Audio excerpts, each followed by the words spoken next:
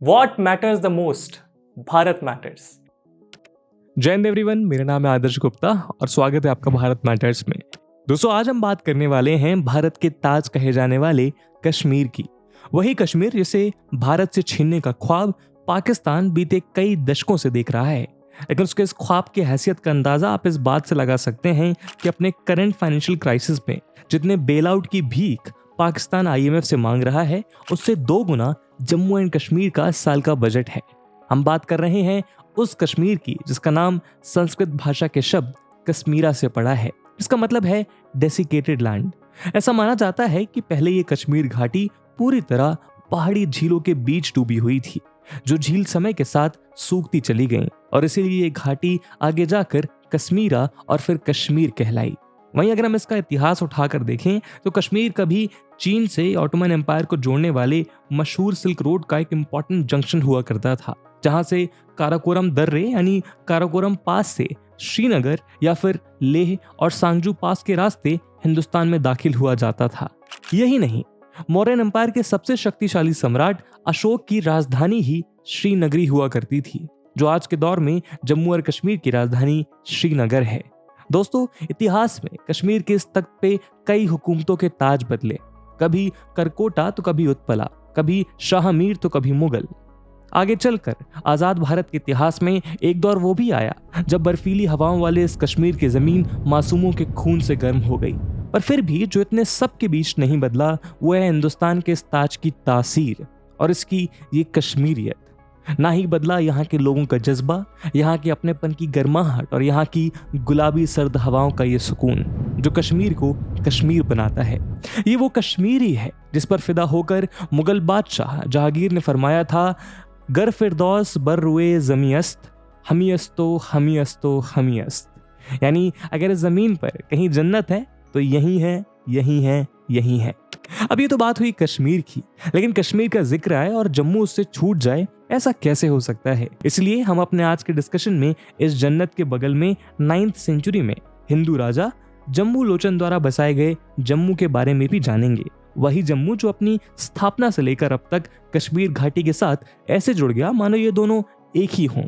12th century में कल्हन द्वारा लिखे गए हिस्टोरिक टेक्सचर राज तरंगिनी में कश्मीर के इतिहास के साथ साथ जम्मू का डिटेल्ड अकाउंट भी देखने को मिलता है। यही कारण है कि 1398 में दिल्ली पर हमला करने वाले तिमूर से लेकर मुगल डायनेस्टी के अकबर तक हुए सभी हिस्टोरियंस के क्रॉनिकल्स में जम्मू और यहाँ के शासकों का जिक्र देखने को मिलता है।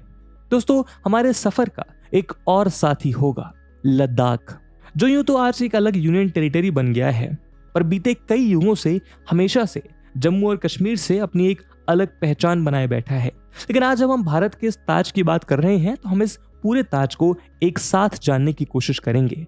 हमारे लिए ऐसा करना इसलिए भी जरूरी है क्योंकि जहां एक और जम्मू हिंदुओं का और कश्मीर मुस्लिम्स का गढ़ रहा है, तो वहीं लद्दाख कुशन एम्पायर के समय से ही भारत में बुद्धिज्म का एक इंपॉर्टेंट सेंटर रहा है। ऐसे में ये तीनों इलाके मिलकर भारत की यूनिटी और डाइवर्सिटी की एक मिसाल अपने आप बन जाते हैं। अब शायद आपके मन में ये सवाल उठ रहे होंगे कि आखिर यह हरक्यूलियन टास्क पूरा कैसे होगा। After all, Ladakh region Jammu और कश्मीर को मिलाकर 2,22,000 स्क्वायर किलोमीटर से ज्यादा एरिया में फैला ये erstwhile Jammu and Kashmir state, जिसका 78,000 स्क्वायर किलोमीटर से ज्यादा का एरिया पाकिस्तान ने और 37,000 स्क्वायर किलोमीटर से ज्यादा का एरिया चाइना ने इलीगली ऑक्युपाई कर रखा है, अपने आप में एक बहुत बड़ा और सोशियो इकोनॉमिकली डाइवर्स रीजन तो है ही, और साथ में ही इसका इतिहास भी हजारों साल पुराना है। तो इसी मुश्किल को आसान बनाने के लिए हमने अपने इस काम को 3 हिस्सों में बांट लिया है, और इसीलिए आज हम अपने इस डिस्कशन को इस farmer Jammu and Kashmir state के केवल उस रीजन तक ही सीमित रखेंगे जो इंडियन गवर्नमेंट के अधीन है, जबकि बाकी के बचे हुए रीजन को डिटेल में समझने का अधूरा काम हम इसी सीरीज के आने वाले वीडियोस में पूरा करेंगे। तो चलिए हम आज का अपना ये सफर शुरू करते हैं। लेकिन आगे बढ़ने से पहले हम आपको बता दें कि आज के हमारे इस डिस्कशन की कॉम्प्रिहेंसिविटी को देखते हुए ये यूपीएससी मेंस के लिहाज से अक्रॉस ऑल पेपर्स काफी इंपॉर्टेंस रखता है।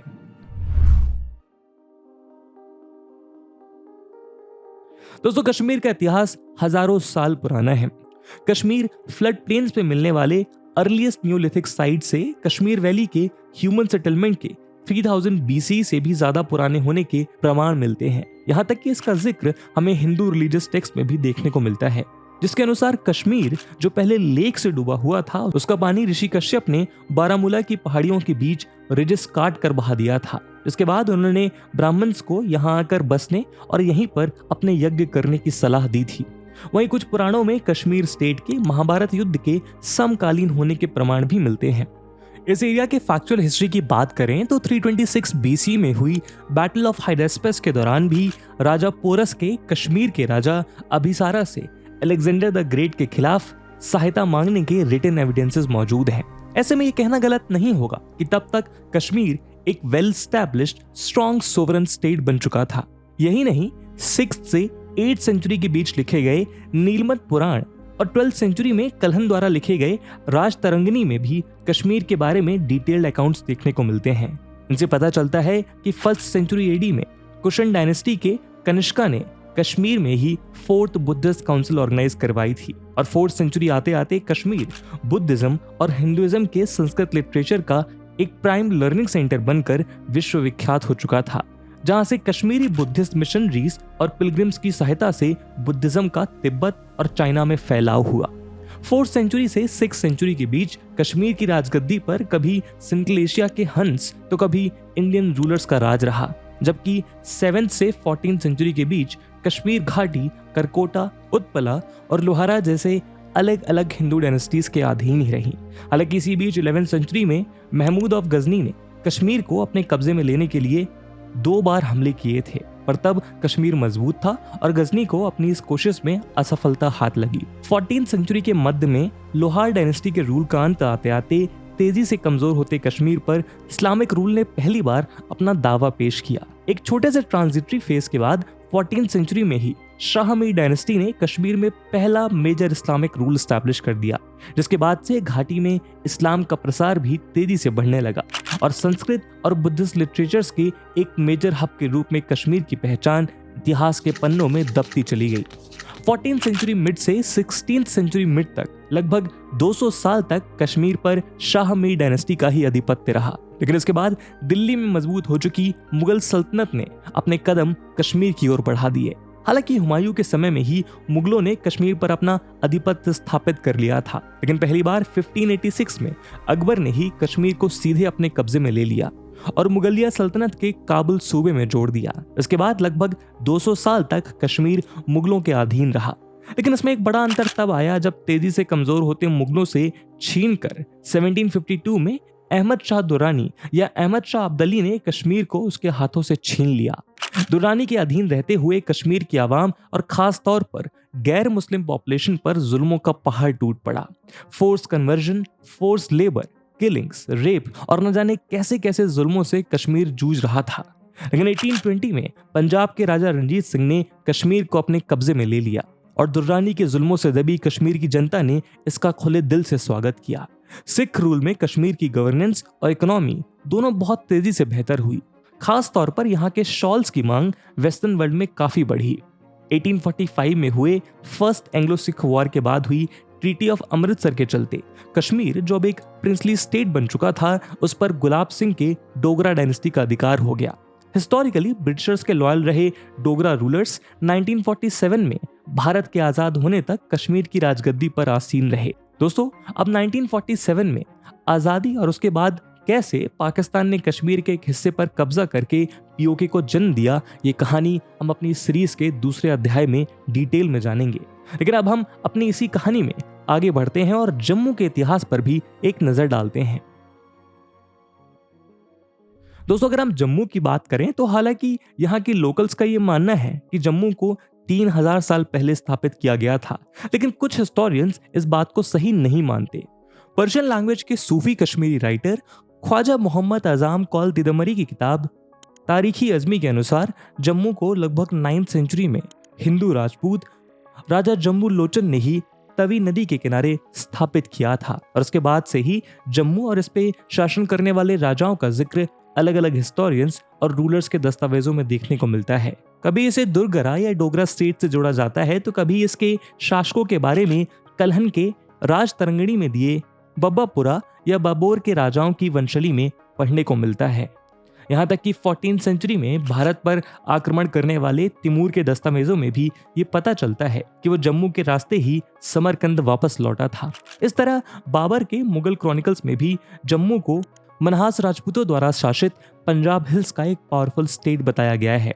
हालांकि इस बात के भी प्रमाण मिलते हैं कि आगे जाकर जम्मू को मुगल किंग अकबर द्वारा अपने सरपरस्ती में ले लिया गया था। लेकिन इन सभी हिस्टोरिक टेक्स्ट में एक बात कॉमन है कि यहाँ शासन करने वाला राजा या तो मोर और लेस इंडिपेंडेंट स्टेटस एंजॉय करता था या वो मिडिवल टाइम्स में दिल्ली पर शासन करने वाली हुकूमतों के अलाइज हुआ करते थे। खास तौर पर जम्मू के प्रसिद्ध राजा भीमदेव को 15th सेंचुरी में दिल्ली पर शासन करने वाले मुबारक शाह का सपोर्टर बताया जाता है। लेकिन 18th सेंचुरी में मुगल पावर के डिक्लाइन के बाद जम्मू स्टेट में भी परिस्थितियां तेजी से बदलने लगी। जम्मूवाल या जमवाल फैमिली के राजा ध्रुवदेव ने जम्मू और उसके आसपास के सारे डोगरा स्टेट्स पर अपनी सुप्रीमेसी स्टैब्लिश कर ली। वहीं उनके बाद गद्दी पर बैठे राजा रणजीत देव एक वेल रिस्पेक्टेड लीडर थे जिन्होंने हिल स्टेट में रिलीजियस फ्रीडम और सिक्योरिटी को इंश्योर किया। इसके चलते जम्मू की प्रॉस्पेरिटी से अट्रैक्ट होकर बहुत से क्राफ्ट्समैन और ट्रेडर्स यहाँ आकर बस गए। इसके चलते इस रीजन की इकोनॉमिक प्रॉस्पेरिटी और भी ज्यादा बढ़ गई। लेकिन रंजीत देव के रूल के एंड होते होते पंजाब के सिख क्लैंस या मिसल्स ने जम्मू पर अपना दावा पेश करना शुरू कर दिया था। खासतौर पर भंगी, कन्हैया और सुकेर शकिया मिसलों के बीच जम्मू पर कब्जा करने के लिए एक कॉन्टेस्ट शुरू हो चुका था। इसी कड़ी में 1770 में भंगी मिसल ने जम्मू पर अटैक करके रंजीत देव को उनका ट्रिब्यूटरी बनने पर मजबूर कर दिया। लेकिन इसके बाद अलग अलग सिख मिसलों ने कई बार जम्मू को लूटा, जिसके चलते जम्मू ने अपना वैभव और आसपास के क्षेत्रों में अपनी सुप्रीमेसी को खो दिया। अंततः 1808 में जम्मू को महाराजा रंजीत सिंह के सिख एम्पायर में मिला लिया गया। 1818 में राजा किशोर सिंह जम्मू प्रिंसिपैलिटी के रूलर और एडमिनिस्ट्रेटर के रूप में अपॉइंट किए गए और यहीं से ब्रिटिश रूल के अंडर आगे जाकर जम्मू और कश्मीर प्रिंसली स्टेट पर शासन करने वाली जमवाल डायनेस्टी या डोगरा डायनेस्टी की नींव पड़ी। इन रूलर्स ने जम्मू में बड़े बड़े टेम्पल्स और एजुकेशनल इंस्टीट्यूट्स का निर्माण कराया। साथ ही पुरानी श्राइन्स के रेनोवेशन पर भी ध्यान दिया। लगभग 1846 से ही जम्मू प्रोविंस की राजधानी रही। साथ ही जम्मू प्रोविंस की राजधानी विंटर कैपिटल भी रही, जो परंपरा आजादी और पार्टीशन के बाद भी बनी रही। चलिए, ये तो बात हुई जम्मू और कश्मीर की। अब हम जरा लद्दाख के गुजरे हुए कल में भी जाकर देख लेते हैं।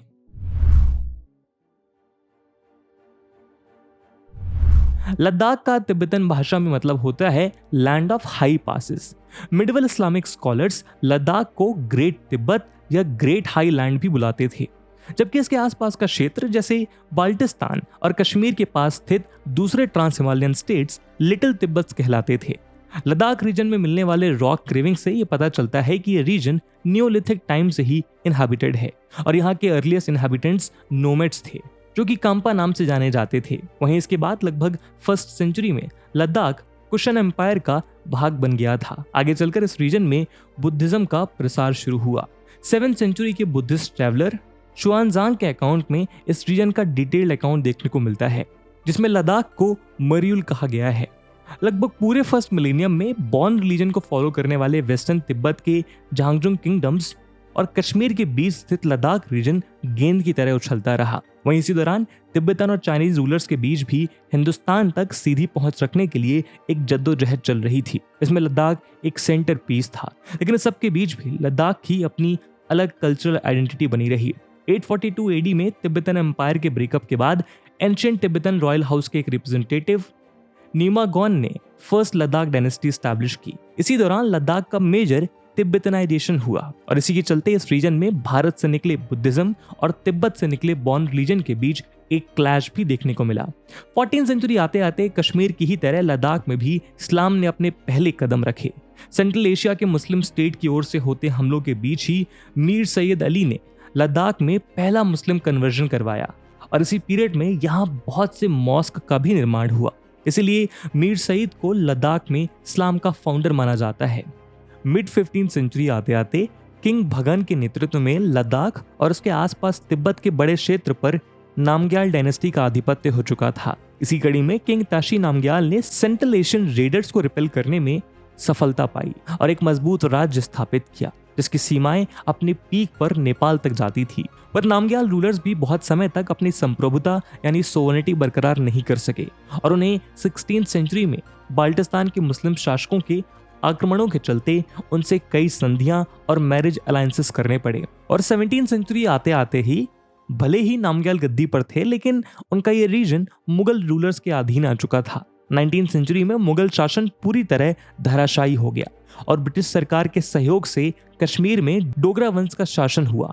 तब लद्दाख भी अपनी इंडिविजुअलिटी बनाए रखने में नाकाम सिद्ध हुआ। इसी कड़ी में मिड 1841 एंड 42 में हुए डोगरा तिब्बतन वॉर ने ताबूत की आखिरी कील का काम किया और उसके बाद लद्दाख कश्मीर की डोगरा रियासत का एक वजारत बन गया, जिसे 1947 में हुए पार्टीशन और भारत की आज़ादी के बाद जम्मू एंड कश्मीर का हिस्सा बना दिया गया। तो दोस्तों, ये था जम्मू कश्मीर और लद्दाख का साझा इतिहास। अब हम आगे बढ़कर बात करते हैं आज़ाद भारत में कश्मीर के उस काले अध्याय की जिसने इस जन्नत को नर्क में बदल कर रख दिया। दोस्तों, कश्मीर का भारत में विलय और उस दौरान पाकिस्तान द्वारा उसके एक हिस्से पर इल्लीगल कब्जा कर लिए जाने के इतिहास के बारे में तो आपको पता होगा। इसी तरह एक्साई चिन्ह में चाइना की कुटिलता भी किसी से छिपी नहीं है। लेकिन इस सब के बीच कश्मीर को आर्टिकल 370 और 35A के तहत एक स्पेशल स्टेटस दिए जाने के बाद भी इंडियन गवर्नमेंट द्वारा एडमिनिस्ट्रेड जम्मू एंड कश्मीर में राजनीतिक उठापटक बनी ही रही। इसमें एक बड़ा नाटकीय मोड़ तब आया जब 1987 में हुए स्टेट इलेक्शंस में इंडियन नेशनल कांग्रेस के सपोर्ट वाली फारूक अब्दुल्ला की नेशनल कॉन्फ्रेंस भारी मतों से विजय हुई। इस इलेक्शन रिजल्ट को लेकर कश्मीर के एक सेक्शन का कहना था कि ये इलेक्शन पहले से ही रिग्ड थे, क्योंकि ऐसा रिजल्ट वहां की आवाम की पॉपुलर चॉइस को रिफ्लेक्ट नहीं करती थी। ये तो 1980s के स्टार्ट से ही एफिशिएंट एडमिनिस्ट्रेशन एंड गवर्नेंस को लेकर कश्मीर में एक अलगाववाद का वातावरण बनने लगा था। लेकिन इस मौके का फायदा उठाकर कश्मीर में बहुत से मिलिटेंट सेपरेटिस्ट ग्रुप्स जैसे Jammu Kashmir liberation front, Allah tigers, people's league and Hizbi Islami etcetera तैयार हो गए, जिन्हें शुरू से ही इंडिया के खिलाफ एक प्रॉक्सी वॉर छेड़ने के उद्देश्य से पाकिस्तान द्वारा फंडिंग और लॉजिस्टिकल सपोर्ट दिया जा रहा था। इसी तरह 1989 ऑनवर्ड्स घाटी में full fledged armed militancy and guerrilla warfare की शुरुआत हुई। एक फ्यूचर प्लेबिसाइट की पॉसिबिलिटी को ध्यान में रखते हुए इस्लामिक कट्टरपंथी मिलिटेंट्स द्वारा वैली में हिंदुओं को डर का माहौल बना के भगाया जाने लगा। इस डर को फैलाने के लिए मास किलिंग, रेप्स और किडनैपिंग का सहारा लिया गया। इंडियन होम मिनिस्ट्री के डेटा के अनुसार 1988 से 1991 के 4 साल के पीरियड में ही कश्मीर घाटी में 217 हिंदू सिविलियंस की हत्या कर दी गई। हालांकि अनऑफिशियल डेटा इससे कहीं गुना ज्यादा आंका जाता है। वहीं अनऑफिशियल स्कॉलर डेटा के अनुसार इसी बीच 1 लाख से ज्यादा हिंदूज या कश्मीरी पंडितों को अपना घर और कारोबार छोड़ के यहाँ से पलायन करना पड़ा। साथ ही गवर्नमेंट मशीनरी को नुकसान पहुंचाने के लिए ऑफिशियल्स के असैसिनेशंस एंड इंफ्रास्ट्रक्चर पे बॉम्ब ब्लास्ट का भी सहारा लिया जाने लगा। इसी बीच 1990 में इंडियन गवर्नमेंट द्वारा जम्मू एंड कश्मीर में AFSPA यानी armed forces special power act लगा दिया गया। लेकिन पाकिस्तान के full fledged support, porous borders और रिलीजन पर बेस्ड प्रोपेगेंडा फैलाए जाने की वजह से घाटी के हालात बिगड़ते चले गए। पाकिस्तान न केवल इन इंसर्जेंट्स को सपोर्ट कर रहा था, बल्कि इन्हें अपने टेरिटरी में ट्रेन भी कर रहा था। यहाँ तक कि पाकिस्तान की अपनी सूडो आर्मी भी पोरस बॉर्डर्स और लोकल सेंटिमेंट्स का फायदा उठाकर कश्मीर में इन्फिल्ट्रेट कर रही थी। हद तो तब हो गई जब इसी दौरान पाकिस्तान ने कारगिल में एक बार फिर भारत के विरुद्ध ओपन वॉर लड़ने की हिमाकत की। लेकिन पिछली 3 कोशिशों की तरह उसे इस बार भी मुंह की खानी पड़ी। गवर्नमेंट के confidence building measures, administrative efficiency को बेटर करने और आर्म्ड फोर्सेस के अकाउंटेबिलिटी को और ज्यादा इंश्योर करने के बावजूद 3 दशकों तक घाटी की एक्टिव इंसर्जेंसी, नए आर्म्ड ग्रुप्स का फॉर्मेशन और यहाँ की लोकल पॉपुलेशन में इनके द्वारा एंटी इंडिया प्रोपेगेंडा फैलाए जाने पे लगाम नहीं लग पा रही थी। और ये हालात तब थे जब गवर्नमेंट के ऑफिशियल डेटा के अनुसार 2000 से 2016 तक सेंट्रल गवर्नमेंट की ग्रांट का 10% शेयर जम्मू कश्मीर को जाता था, जबकि वहां इंडिया की महज 1% पॉपुलेशन ही रहती है। साउथ एशियन टेररिज्म पोर्टल की 2022 में पब्लिश हुई रिपोर्ट के अनुसार कश्मीर में 2000 से 2022 के बीच 13,000 से ज्यादा आतंकवादियों को मौत के घाट उतार दिया गया। पर इन काउंटर इंसर्जेंसी ऑपरेशंस में सिक्योरिटी फोर्सेस के 3500 से ज्यादा जवान भी शहीद हुए और इस इंसर्जेंसी की सबसे बड़ी विक्टिम यहाँ की आवाम ने भी इस दौरान 4900 से ज्यादा लोगों को खोया। इसी स्थिति को बेहतर करने के उद्देश्य से भारत सरकार ने अगस्त 2019 में एक अहम कदम उठाते हुए जम्मू कश्मीर का स्पेशल स्टेटस खत्म कर दिया ताकि उसे भारत की मुख्य धारा से जोड़ा जा सके। मिनिस्ट्री ऑफ होम अफेयर्स के डेटा के अनुसार बीते 5 सालों में लोकल सपोर्ट ना मिल पाने और एक्टिव काउंटर इंसर्जेंट मेजर्स की वजह से इन मिलिटेंट एक्टिविटीज में भारी कमी देखी जा रही है। इसी के चलते 2017 से 2021 के बीच लगभग 1000 मिलिटेंट्स की एनकाउंटर में मौत हुई, जबकि आर्म्ड फोर्सेस के 350 जवान शहीद हुए, जो पिछले 30 साल के कंपैरिजन में काफी कम है। इस तरह गवर्नमेंट और कश्मीरी आवाम की मिलीजुली कोशिशों से वो दिन दूर नहीं जब कश्मीर घाटी से आतंकवाद पूरी तरह खत्म हो जाएगा। ये इन कोशिशों का ही नतीजा है कि टूरिज्म एंड हॉस्पिटैलिटी सेक्टर, जो एक समय में इस मिलिटेंसी की वजह से पूरी तरह ठप हो गया था, उसमें अब फिर से एक नई उम्मीद की किरण दिखाई दे रही है। साथ ही साथ ये इंडियन गवर्नमेंट की पॉलिसीज का ही नतीजा है कि अब इन्वेस्टर्स भी कश्मीर के पोटेंशियल ग्रोथ में इन्वेस्ट करना चाहते हैं। तो चलिए दोस्तों, जम्मू एंड कश्मीर के इस ब्रीफ हिस्टोरिक टूर के बाद हम इसके दूसरे एस्पेक्ट्स को जानने के लिए अपने सफर में आगे बढ़ते हैं और सबसे पहले इस रीजन के जियोग्राफिकल फीचर्स को करीब से जानने की कोशिश करते हैं।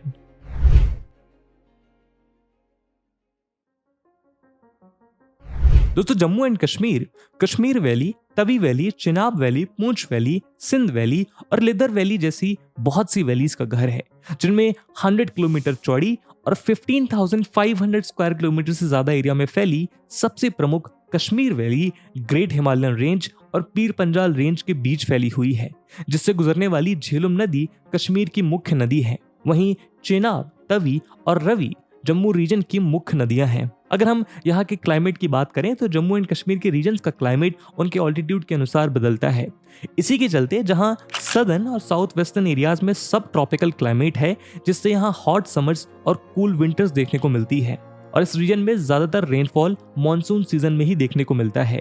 इस रीजन का एवरेज ईयरली रेनफॉल 45 इंच है। वहीं जम्मू एंड कश्मीर के ईस्ट और नॉर्थ रीजन में एल्पाइन क्लाइमेट देखने को मिलता है, जिसके चलते यहाँ समर सीजन खुशनुमा रहता है, लेकिन विंटर्स के समय में पारा सब जीरो लेवल्स तक भी पहुंच जाता है। इसके चलते इन रीजन्स में स्नोफॉल एक आम बात है। यही नहीं, पीर पंजाल रेंज के लीवार्ड साइड पर मॉनसून का असर भी कुछ कम ही देखने को मिलता है, जिसके चलते यहाँ ज्यादातर बारिश स्प्रिंग सीजन में होने वाले वेस्टर्न डिस्टर्बेंसेस की वजह से होती है। यहाँ का ईयरली एवरेज रेनफॉल महज 3 इंच है। दूसरी ओर अगर हम लद्दाख की बात करें तो ये भारत का हाईएस्ट प्लेटू है, जो हिमालयन रेंजेस से कुनलुन रेंजेस तक फैला हुआ है। माइटी हिमालयाज लद्दाख के लिए एक रेन बैरियर का काम करते हैं, जिस वजह से ये हिमालयाज का रेन शेडो रीजन बन जाता है। इसके चलते लद्दाख एक हाई ऑल्टीट्यूड डेजर्ट है। ऐसे में विंटर्स में पहाड़ों पर होने वाला स्नोफॉल ही इस रीजन का मेन वाटर रिसोर्स है। इंडस रिवर इस रीजन की बैकबोन है। इसके अलावा जांस्कर, स्योक और सुरु इस रीजन की दूसरी इंपॉर्टेंट रिवर्स हैं। साथ ही ये लद्दाख रीजन में अपनी रिवर वैलीज का भी निर्माण करती हैं। बात करें रेंजेस की तो Ladakh range, Pangong range, Kailash range और जास्कर रेंज इस रीजन की प्रमुख माउंटेन रेंजेस हैं।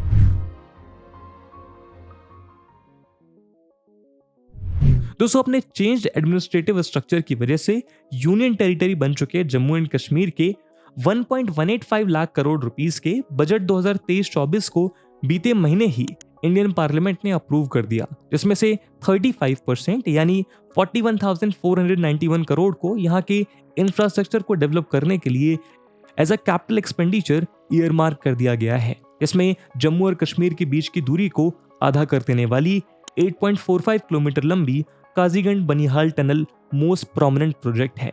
जम्मू कश्मीर का ये भारी भरकम प्रोजेक्ट इस स्टेट के प्रति इंडियन गवर्नमेंट के कमिटमेंट को साफ दिखाता है। वहीं हाल ही में आई कुछ रिपोर्ट के अनुसार जहां ये जम्मू एंड कश्मीर का बजट 14.5 बिलियन यूएस डॉलर का है, वहीं आईएमएफ के सामने पाकिस्तान 7 बिलियन यूएस डॉलर के लिए अपनी झोली फैलाए बैठा है। यही नहीं, बीते साल जून 2022 में डेट रिडन पाकिस्तान के फेडरल बजट में पाकिस्तान ऑक्युपाइड कश्मीर को महज 575.9 मिलियन डॉलर ही एलोकेट किए गए थे। ऐसे में जम्मू एंड कश्मीर और पाकिस्तान के बीच के इस इकोनॉमिक कॉन्ट्रास्ट को समझना मुश्किल नहीं है। हम में से ज्यादातर लोगों की ये गलतफहमी है कि कश्मीर एक इकोनॉमिकली पिछड़ा राज्य है, लेकिन इसके विपरीत अगर हम इकोनॉमिक पैरामीटर्स पर गौर करें तो 2017 में जम्मू कश्मीर की per capita state gross domestic product 1.02 lakh थी, जो इंडिया के एवरेज 1.17 लाख के आसपास है। वहीं ये बिहार के 40,832 और उत्तर प्रदेश के 57,024 रुपीस के फिगर से कहीं ज्यादा है। इसी तरह 2011 के आंकड़ों के अनुसार जम्मू एंड कश्मीर में पॉवर्टी रेशियो भी 10.4% था, जो इंडिया के 21.9% के फिगर से बहुत कम है। कश्मीर वैली की 70% से ज्यादा पॉपुलेशन एग्रीकल्चर या अलाइड एक्टिविटीज पे डिपेंडेंट है। पैडी जम्मू एंड कश्मीर की मेन क्रॉप है और इसका स्टेट में नेट सोन एरिया सबसे ज्यादा है, जबकि व्हीट, मेज और ऑयल सीड्स यहाँ की दूसरी मेजर क्रॉप्स हैं। इसी तरह एग्रीकल्चर से ही लिंक्ड हॉर्टिकल्चरल सेक्टर भी काफी प्रोमिनेंट रोल प्ले करता है और यहाँ की लगभग 35 लाख पॉपुलेशन हॉर्टिकल्चर पे ही डिपेंडेंट है। यही नहीं, 2021 की स्थिति में यहाँ के लगभग 3.33 लाख हेक्टेयर जमीन पर फ्रूट्स का प्रोडक्शन किया जा रहा है। Apples, apricots, cherries, pears, plums, almonds और वॉलनट्स तो जम्मू एंड कश्मीर के मेजर हॉर्टिकल्चरल प्रोड्यूस हैं। यही कारण है कि ये सेक्टर जम्मू एंड कश्मीर की इकोनॉमी में एनुअली 10,000 करोड़ रुपीस का वैल्यू एडिशन करने के साथ स्टेट जीडीपी में 8% कंट्रीब्यूट करता है। दोस्तों, अपने टेम्परेट क्लाइमेट, लो टेम्परेचर और वेल ड्रेन्ड सॉइल की वजह से कश्मीर का क्लाइमेट एप्पल के प्रोडक्शन के लिए एकदम अप्रोप्रिएट है। कहा जाता है कि 14th सेंचुरी में शाह मीर रूल के दौरान ही कश्मीर वैली में सबसे पहले एप्पल्स के गार्डन स्टैब्लिश किए गए, जिसे ज़ैन उल आबिदीन ने 15th सेंचुरी में सेंट्रल एशिया से सैकड़ों किस्म के फ्रूट ग्राफ्ट्स और ऑर्चर्ड कीपर्स को बुलाकर एक फुल फ्लेश्ड ट्रेड सेक्टर में बदल दिया। तभी से कश्मीर और यहाँ उगाए जाने वाले एप्पल्स देश विदेश में अपना रस बिखेर रहे हैं। कहा जाता है कि कश्मीर में 113 किस्म के एप्पल्स उगाए जाते हैं। खासतौर पर अपने ह्यूज स्केल एप्पल प्रोडक्शन की वजह से कश्मीर के शोपियान डिस्ट्रिक्ट को कंट्री का एप्पल बाउल कहा जाता है। आपको जानकर हैरानी होगी कि इंडिया में एप्पल्स का लगभग 25 मेट्रिक टन प्रोडक्शन होता है, जिसमें से 20 मेट्रिक टन अकेले जम्मू एंड कश्मीर में प्रोड्यूस किया जाता है। दोस्तों, एप्पल के अलावा कश्मीर सैफरन की कल्टीवेशन के लिए भी जाना जाता है, जिसका use dyes, perfume, religious purposes, food articles etcetera में किया जाता है। कश्मीर के पुलवामा, बडगाम और श्रीनगर डिस्ट्रिक्ट में उगाया जाने वाला सैफरन दुनिया के मोस्ट एक्सपेंसिव स्पीसीज में से एक है, जो अपने अरोमा और हाई क्वालिटी के लिए इंटरनेशनली जाना जाता है। इसीलिए इसे 2020 में इंडियन गवर्नमेंट ने जीआई टैग भी अवार्ड किया। लेकिन दोस्तों, just like Indian agriculture, Jammu and Kashmir में भी एग्रीकल्चरल प्रोडक्टिविटी कम है। साथ ही यहाँ टेक्नोलॉजिकल एडवांसमेंट का भी अभाव है। यही कारण है कि इस सेक्टर में जम्मू एंड कश्मीर की मेजर पॉपुलेशन के इन्वॉल्वमेंट के बाद भी स्टेट जीडीपी में इस सेक्टर का कंट्रीब्यूशन केवल 19% है।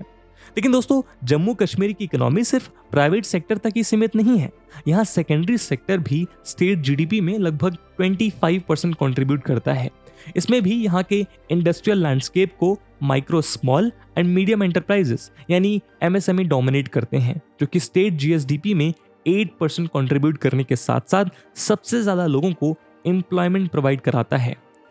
Directorate of industries and commerce Jammu and Kashmir के 2019 के डेटा के अनुसार यहाँ पर 33,000 से ज्यादा रजिस्टर्ड स्मॉल स्केल इंडस्ट्रीज हैं, जो 2.08 लाख से ज्यादा लोगों को एम्प्लॉयमेंट प्रोवाइड कराती हैं। और जैसा हमने अभी देखा कि जम्मू एंड कश्मीर के एग्रीकल्चरल और हॉर्टिकल्चरल प्रोडक्ट्स की देश विदेश में कितनी डिमांड है, इसीलिए यहाँ फूड प्रोसेसिंग और एग्रो बेस्ड इंडस्ट्रीज भी डेवलप हो रही हैं। जम्मू एंड कश्मीर के प्लेन एरियाज में राइस का प्रोडक्शन काफी ज्यादा होता है, इसलिए यहाँ के टाउन्स में अनेक राइस हस्किंग फैक्ट्रीज मौजूद हैं।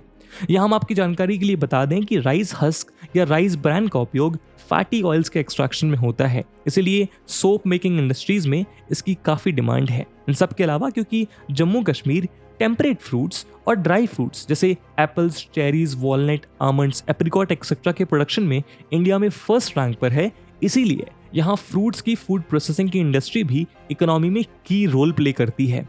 इन इंडस्ट्रीज में jam, jelly, juice, sauce, ketchup etcetera बनाए जाते हैं, लेकिन अभी भी इन इंडस्ट्रीज को प्रॉपर इन्वेस्टमेंट एंड इंफ्रास्ट्रक्चर की जरूरत है।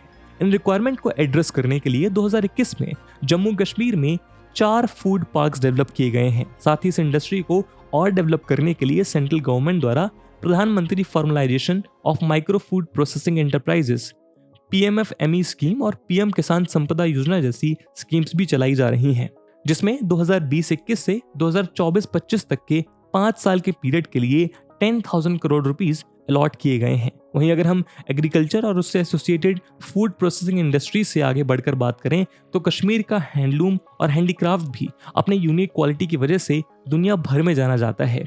कश्मीर वैली अपने सिल्क की क्वालिटी, कलर और शेड्स और सेरिकल्चर की एज ओल्ड टेक्निक के लिए भी दुनिया भर में विशेष पहचान रखती है। हिस्टोरिकल एविडेंसेस से ये पता चलता है कि एंशिएंट टाइम्स में भी यहाँ से पर्शिया, ग्रीक और रोमन एम्पायर तक सिल्क को एक्सपोर्ट किया जाता था और आगे जाके मुगल एम्पायर में भी इस इंडस्ट्री को खास तौर पर पैट्रोनाइज किया गया। इसलिए जम्मू एंड कश्मीर देश का बेस्ट क्वालिटी बाइवोल्टीन सिल्क प्रोड्यूस करने के लिए जाना जाता है। अगर हम यहाँ के हैंडीक्राफ्ट की बात करें तो जम्मू एंड कश्मीर के carpets, shawls, wood carving, chain stitch, crewel, namda, sozni and staple, calico printing, chikri wood, bamboo products, Basohli paintings, phulkari etcetera अपने क्राफ्ट और एक्सक्यूसिव स्टाइल के लिए फेमस है। दोस्तों, अगर हम इस सेक्टर के एक्सपोर्ट के आंकड़ों पर नजर डालें तो जम्मू कश्मीर से बीते 5 सालों में हैंडीक्राफ्ट्स 1000 to 1500 करोड़ का एक्सपोर्ट एनुअल बेसिस पर कर रहा है और लगभग 3.5 लाख आर्टिसंस इस सेक्टर से डायरेक्टली और इनडायरेक्टली एसोसिएटेड हैं। वहीं हैंडलूम सेक्टर भी लगभग 40,000 वीवर्स और एलाइड वर्कर्स की रोजी रोटी का जरिया है, जिन्होंने बीते 5 सालों के आंकड़े मिलाकर 1000 करोड़ से ज्यादा का एक्सपोर्ट किया है। इसी तरह वुल के प्रोडक्शन में भी जम्मू कश्मीर इंडिया में सेकंड रैंक होल्ड करता है। 2018-19 में इंडिया में प्रोड्यूस हुए टोटल वुल में से 18.1% शेयर कश्मीर से था। यहाँ की agro climatic condition, greater quantity और finer quality of wool produce करने के लिहाज से एकदम अप्रोप्रिएट है। अगर हम जम्मू कश्मीर की टोटल सीप पॉपुलेशन को देखें तो इंडिया की 7% शीप्स केवल जम्मू एंड कश्मीर में ही मिलती हैं। साथ ही डोमेस्टिकेटेड चांगथांगी गोड्स के हेयर से बनने वाला पश्मीना वुल और उससे बनने वाले शॉल्स अपनी फाइन क्वालिटी के लिए जाने जाते हैं। इसी तरह यहाँ का मशहूर मेरिनो वुल अपने फाइनेस्ट फाइबर के लिए ऑल ओवर वर्ल्ड एक्सपोर्ट किया जाता है। लेकिन इस सेक्टर का सबसे बड़ा इशू ये है कि स्टेट में वुल प्रोसेसिंग फैसिलिटीज ना के बराबर हैं, जिस वजह से यहाँ पर पैदा होने वाला लगभग सारा वुल प्रोसेसिंग के लिए नेबरिंग स्टेट्स में एक्सपोर्ट किया जाता है, जिसके बाद प्रोसेस होकर यही वुल इनहैंस रेट पे जम्मू एंड कश्मीर में वापस खरीदा जाता है। प्रेजेंटली जम्मू एंड कश्मीर लगभग 70% वुल रॉ फॉर्म में बेचता है। इस समस्याओं से निपटने के लिए जम्मू कश्मीर एडमिनिस्ट्रेशन ने 2020 में Jammu Kashmir wool processing, handloom and handicraft policy release की, जिससे इस सेक्टर में सस्टेनेबल डेवलपमेंट के लिए रोड मैप तैयार किया जा सके। साथ ही साथ क्राफ्ट्समैन का सोशियो इकोनॉमिक अपलिफ्टमेंट करके क्राफ्ट्समैनशिप को प्रिजर्व करने की दिशा में भी प्रयास किए जा सकें।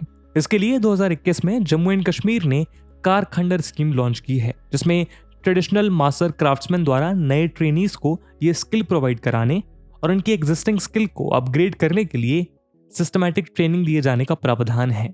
दोस्तों, जम्मू एंड कश्मीर का लगभग आधा एरिया फॉरेस्ट के अंडर आता है। अपने हायर ऑल्टीट्यूड और टेम्परेट क्लाइमेट की वजह से यहाँ ज्यादातर कन्फाइनर ट्रीज ही पाए जाते हैं। हालांकि लोअर ऑल्टीट्यूड और वैलीज में पाइन और डेसिडियस ब्रॉड लेवल ट्रीज भी देखने को मिलते हैं। इन ट्रीज से बहुत सी फॉरेस्ट बेस्ड इंडस्ट्रीज के लिए रॉ मटेरियल मिलता है, जैसे paper, pulp, match, sports goods, furniture etcetera. यहाँ तक कि कश्मीर वुड से बने आर्टिफैक्ट्स और डेकोरेशन पीसेस भी बहुत पसंद किए जाते हैं। इसी तरह पोपलर एंड विलो ट्रीज से मिलने वाली लकड़ी का इस्तेमाल हाई क्वालिटी क्रिकेट बैट्स बनाने के लिए किया जाता है, जिसे कश्मीर विलो कहते हैं।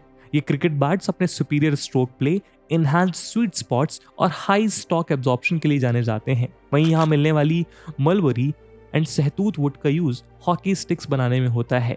कश्मीर वैली में ही अबंडेंटली अवेलेबल वॉलनट ट्रीज का उपयोग भी वुड कार्विंग बनाने के लिए होता है और ये जम्मू एंड कश्मीर का एक इम्पॉर्टेंट एक्सपोर्टेड प्रोडक्ट है। वहीं कश्मीर में खतमबंद नाम के वुड क्रेविंग से बने सीलिंग भी देश विदेश में मोस्ट डिमांडेड प्रोडक्ट्स हैं। यही नहीं, शायद आपको ये जानकर आश्चर्य होगा कि इंडिया में बनने वाली 90% से ज़्यादा पेंसिल्स भी कश्मीर के पुलवामा डिस्ट्रिक्ट के ओखो विलेज में बनती हैं। लेकिन दोस्तों, किसी भी स्टेट के इंडस्ट्रियल सेटअप को फ्यूल करने के लिए उसके मिनरल डिपॉजिट्स एक की रोल प्ले करते हैं। तो चलिए हम जम्मू कश्मीर के मिनरल डिपॉजिट्स की भी बात कर लेते हैं।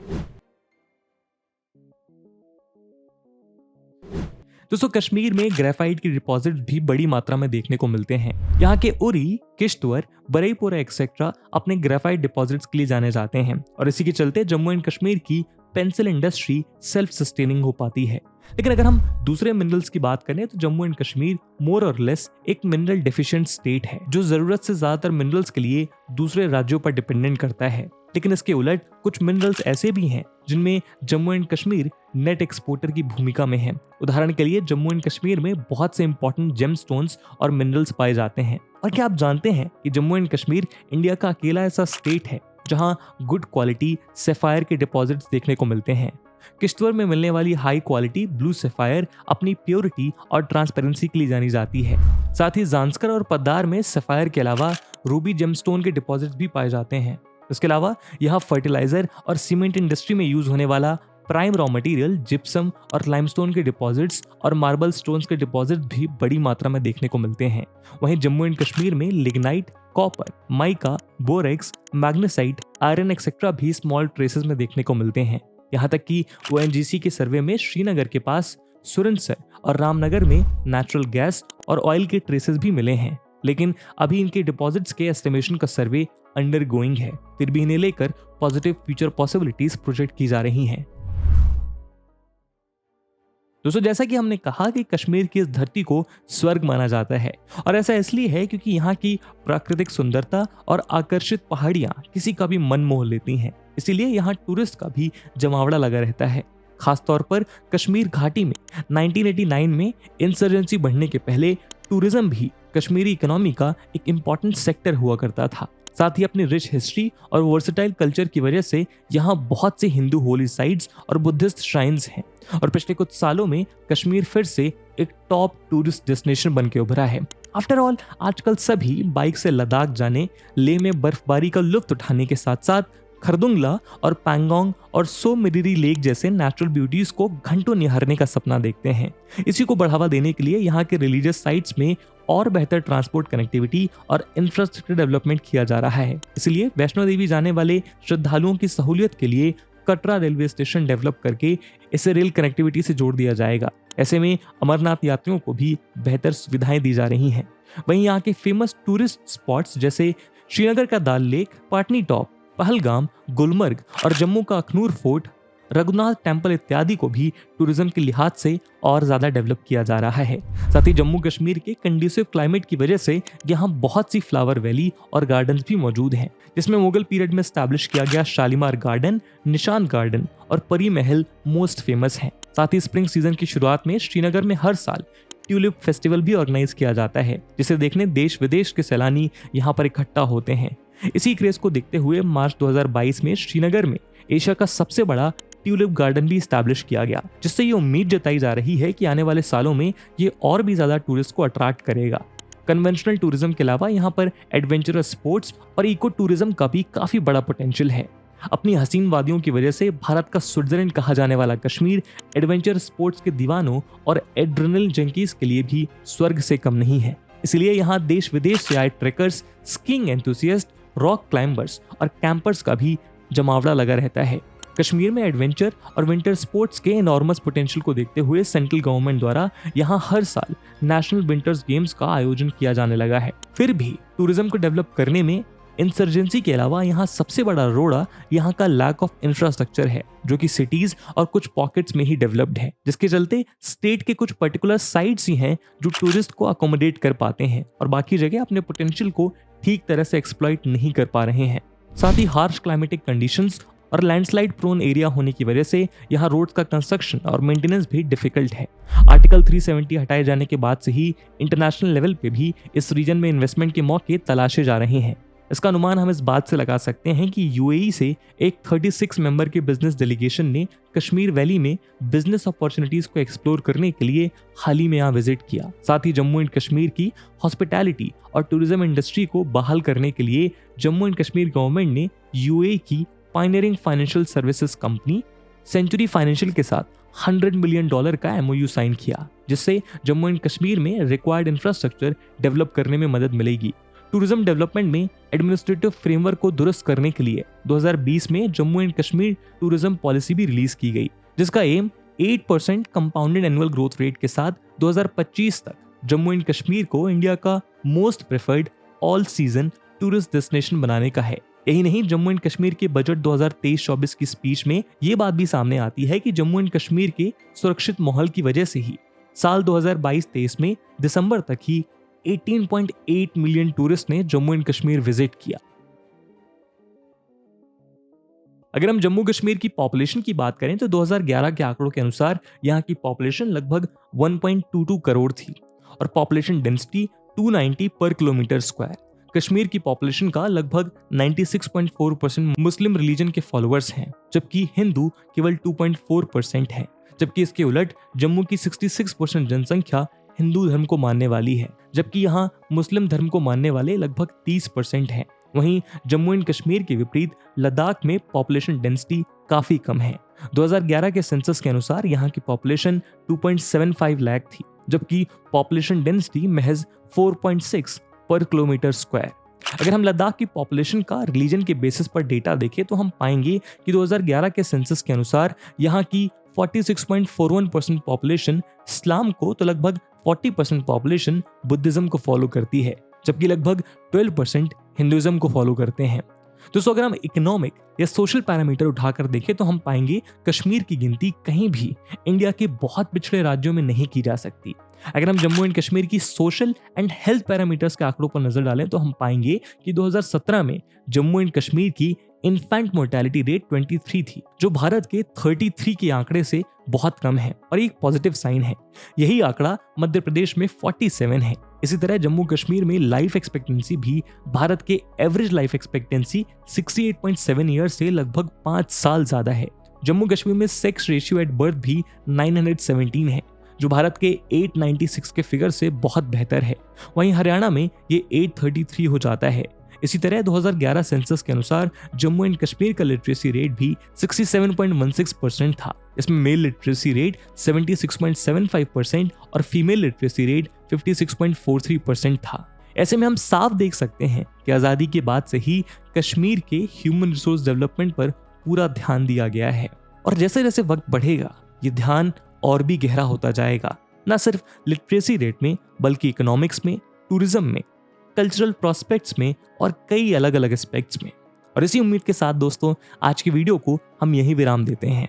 जम्मू कश्मीर और लद्दाख की इस पूरी केस स्टडी में आपके क्या विचार हैं? आपको क्या लगता है कि वो कौन से स्पेसेस हैं जो अभी भी अनटच्ड हैं और उन पोटेंशियल उन स्पेसेस को टैप करने की जरूरत है? कमेंट सेक्शन में जरूर बताइएगा। और जैसा हमने वीडियो के पहले भाग में बताया कि इस वीडियो की इंपॉर्टेंस यूपीएससी प्रीलिम्स और मेंस दोनों के लिहाज से काफी इंपॉर्टेंट है और उसी इंपॉर्टेंस को देखते हुए एक सवाल हम आपके लिए छोड़कर जा रहे हैं जिसको आपको कमेंट सेक्शन में आंसर करना है। The question is examine how far the integrationist approach by abrogating article 370 will be successful in addressing the increasing alienation in the Kashmir Valley and promote inclusive development. And with this question, my friends, that's it for the video. I hope आपको video पसंद आई होगी और अगर पसंद आई है तो अपने दोस्तों के साथ शेयर करना मत भूलिएगा। हम मिलते हैं अगले वीडियो में, तब तक के लिए जय हिंद, जय भारत।